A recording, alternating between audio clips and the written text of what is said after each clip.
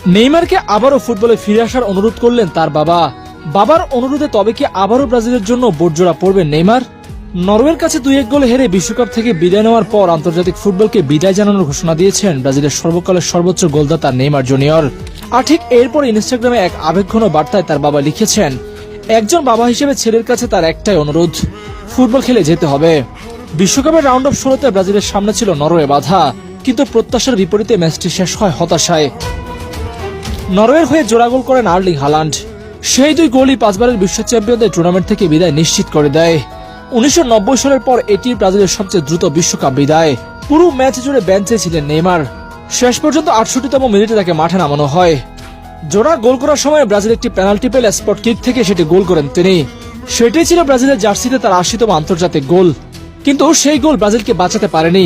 কয়েক মুহূর্ত পরই শেষ বাঁশি বাজে, আর শেষ হয়ে যায় নেইমারের আন্তর্জাতিক ক্যারিয়ারের গল্প। ম্যাচ শেষে সংবাদ সম্মেলনে আবেগ সামলাতে পারেননি ব্রাজিলিয়ান সুপারস্টার। চোখ ভেজা কণ্ঠে তিনি বলেন, আমি চেষ্টা করেছি, এবার সব শেষ। আমি এখানেই শুরু করেছিলাম, এখানেই শেষ করলাম। এই কথার মাধ্যমে কার্যত আন্তর্জাতিক ফুটবল থেকে নিজের অবসরের ঘোষণা দেন তিনি। নেইমারের অবসরের ঘোষণার পরপরই সামাজিক যোগাযোগ মাধ্যমে একটি দীর্ঘ আবেগঘন বার্তা প্রকাশ করেন নেইমারের বাবা। তিনি বলেন, ছোট্ট একটি ছেলে থেকে নিজের প্রজন্মের অন্যতম সেরা ফুটবলার হয়ে ওঠার পুরো পথটাই তিনি খুব কাছ থেকে দেখেছেন।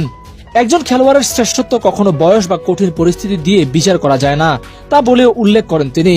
ছেলের উদ্দেশ্যে তিনি আরো বলেন, পায়ের কাছে বল থাকার যে আনন্দ, সেটি যেন আবার খুঁজে পায় নেইমার। ঈশ্বর তাকে আবারও সেই কাজ করার সুযোগ দিয়েছেন, যেটিকে তিনি সারা জীবন সবচেয়ে বেশি ভালোবেসেছেন। তাই আগামীকাল নিয়ে ভয় না পেয়ে আজকের দিনটিকে উপভোগ করতে, অনুশীলন চালিয়ে যেতে, হাসতে এবং ফুটবল খেলতে বলেন তিনি। একই সঙ্গে তার বিশ্বাস নেইমার আবারও ফুটবল নিয়ে কোটি কোটি মানুষকে